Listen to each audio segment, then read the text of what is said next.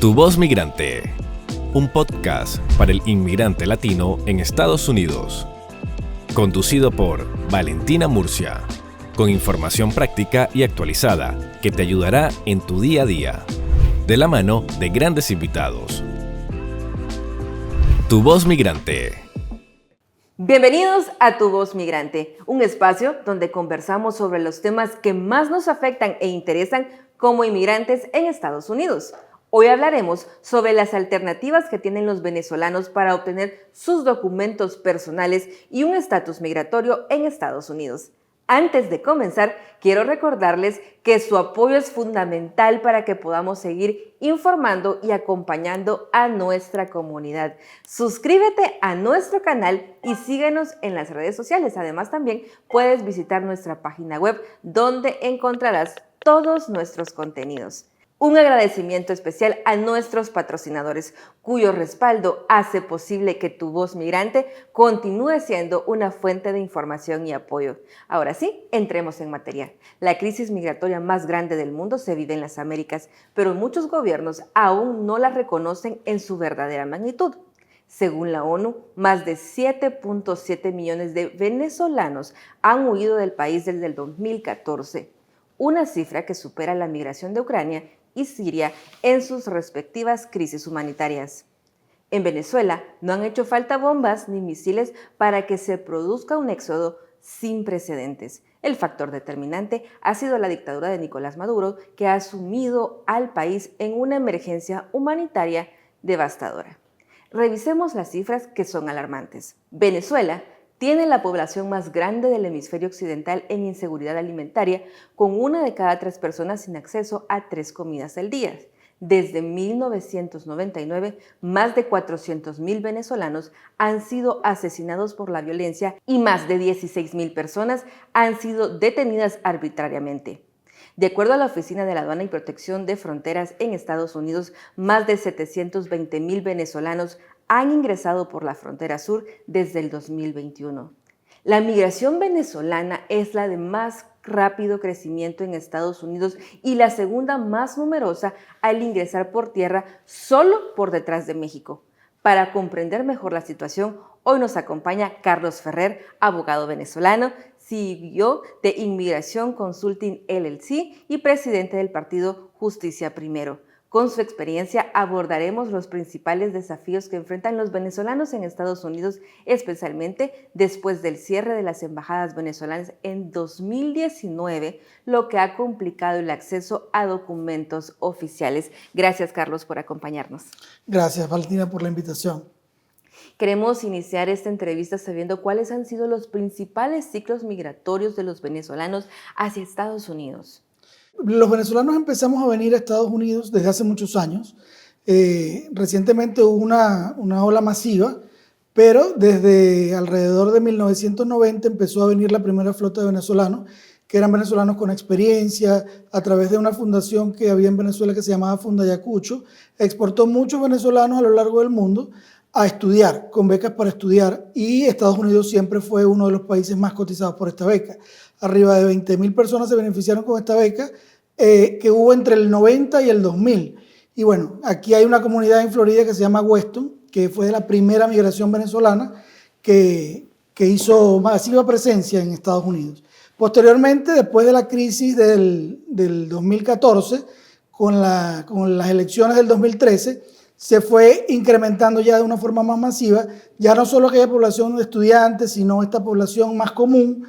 Todo tipo de personas empezaron a migrar, empezaron a haber una persecución política de gran medida y entonces empezamos a ver cómo poco a poco iban saliendo los venezolanos. Los primeros que salieron, por supuesto, fueron los profesionales, muchos de PDVSA, después de la crisis que generó el gobierno de Chávez en esa institución. Muchos empezaron a buscar alternativas por el mundo. Después, a raíz del 2018, empezó la tercera ola de migración, que fue cuando ya la crisis era alimentaria. Ya no había ni comida, ya no había transporte público, ningún tipo de servicio, no había gasolina. Es decir, la crisis en el país se agudizó de una manera de verdad inclemente y entonces ya todo tipo de venezolano empezó a salir de todos los estratos sociales porque ya se trataba de sobrevivir. Era miembro de su familia, el joven salía para poder mantener a su familia y a sus padres en Venezuela a través de la remesa y bueno, toda esta historia que conocemos en todos los migrantes del mundo que sale uno o dos miembros de la familia para poder mantener a su familia en el país de origen. Y entonces es a raíz del 2018 cuando empieza esa ola masiva de migración. Y hay que decir que un derecho fundamental de los inmigrantes, independientemente de su país, es poder obtener documentos de identidad. Sin embargo, esto cada vez se ha ido complicando. En este momento, ¿cómo los venezolanos pueden obtener su pasaporte? Ok, mira, la situación del derecho a la documentación, del derecho a la identidad en Venezuela, para Venezuela, dentro de Venezuela y para los venezolanos que estamos fuera, también es una situación bien complicada, porque a raíz, nuevamente todo transcurre por el tema de la situación política del país. Luego de las elecciones del 2018, que son donde no se reconoce al presidente Nicolás Maduro porque no ganó las elecciones, porque se robó las elecciones en el 2018, se genera una crisis política donde más de 60 países desconocen el triunfo de Nicolás Maduro y entonces el gobierno, quien de facto ejerce en Venezuela, quien opera las instituciones, es desconocido por muchos países del mundo y se rompen relaciones diplomáticas. Ya no hay embajadas ni consulados en muchas partes del mundo y entonces ya no podemos tramitar nuestros pasaportes, permisos de viaje, actas de nacimiento para reconocer a los niños que nacen en terceros países y en razón de eso se genera esta crisis de identidad que hoy tenemos. Hoy por hoy, los venezolanos en Estados Unidos no podemos tramitar un pasaporte venezolano porque no tenemos consulado. Teníamos la alternativa, los que podían salir de Venezuela, de Estados Unidos y ir a México, había esa alternativa. Hasta hace 4 meses atrás, esa alternativa ya tampoco existe al día de hoy. Y pues después que rompieron las relaciones con Canadá, que es el otro país vecino de Estados Unidos, ya tampoco tenemos consulado ni embajada en Canadá. Entonces, la verdad es que estamos un poco cercados y no tenemos acceso alguno a documentación.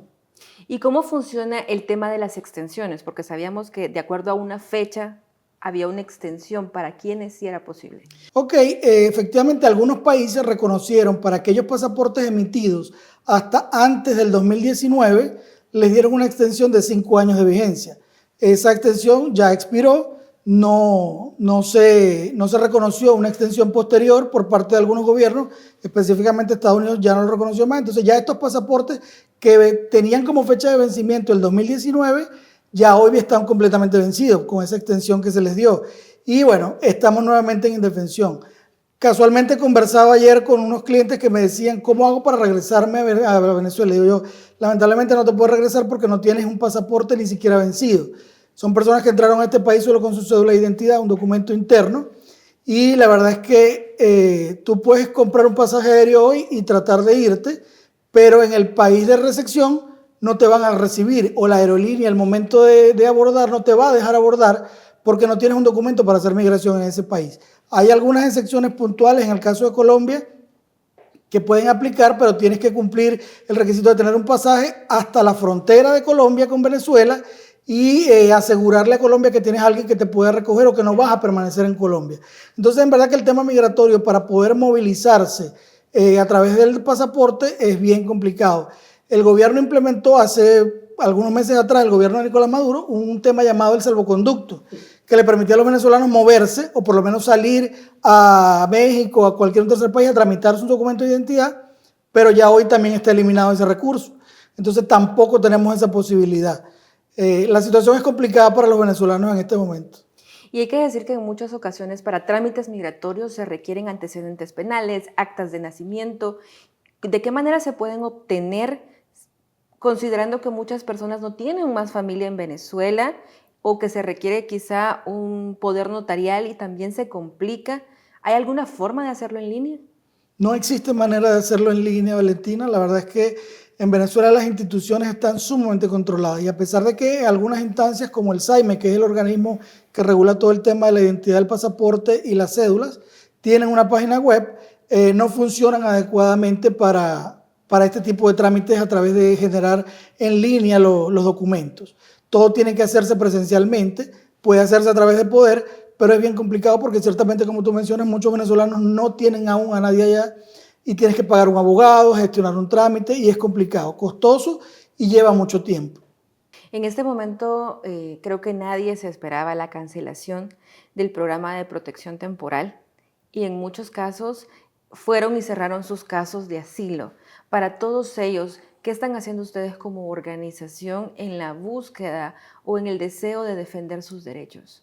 La verdad es que la situación es crítica en este momento. Estamos ayudando o aupando a estas organizaciones que se han hecho presentes para demandar al gobierno para implementar o mantener vigente el TPS, por ejemplo, y el paro humanitario, porque fueron medidas que realmente los venezolanos necesitábamos para estar, digamos, legales y tener presencia en este país de forma correcta.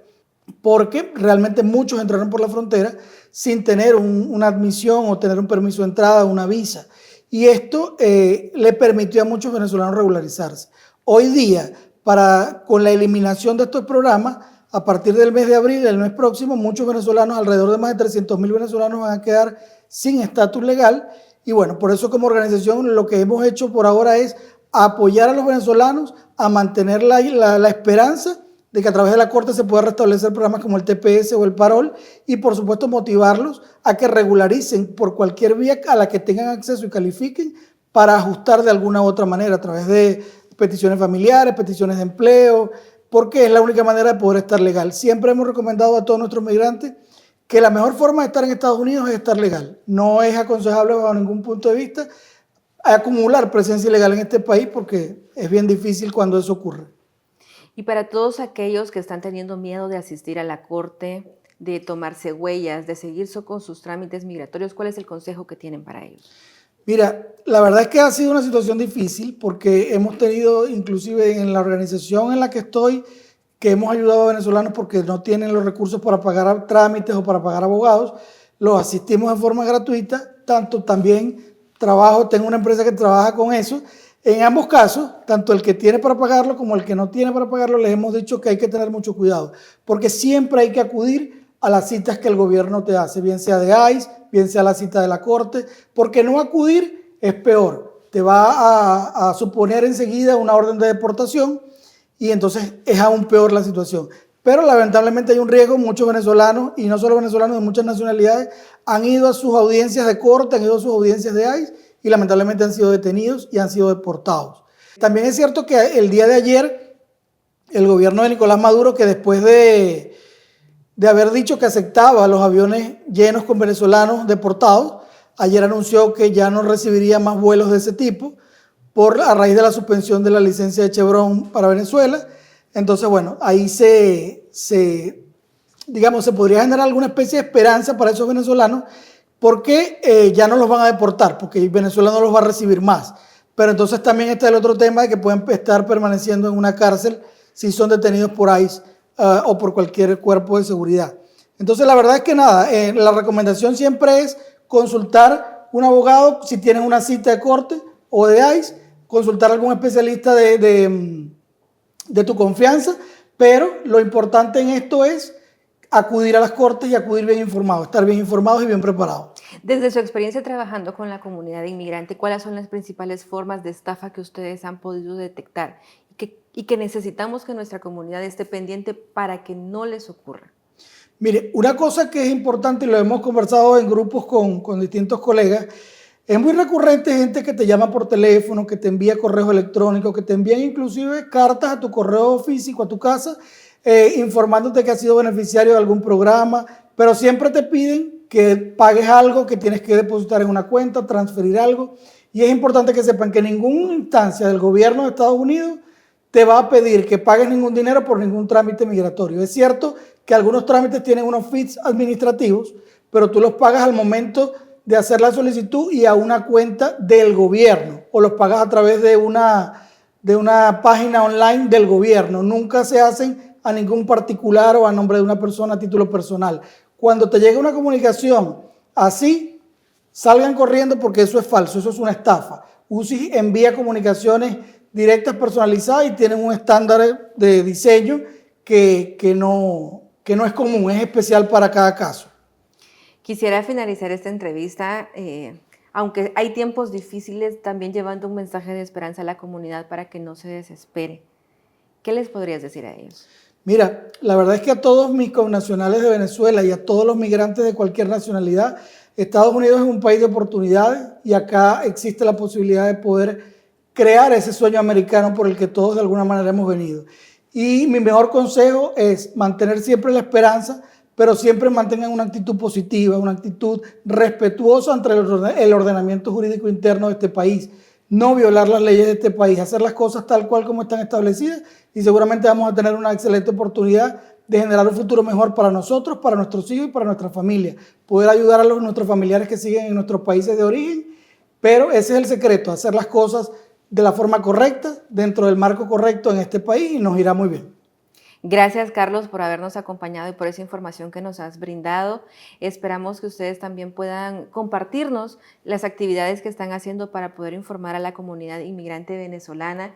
Y queremos también cerrar este episodio dando esas palabras de aliento, porque a veces perdemos la esperanza, vemos que el futuro es un poco desolador.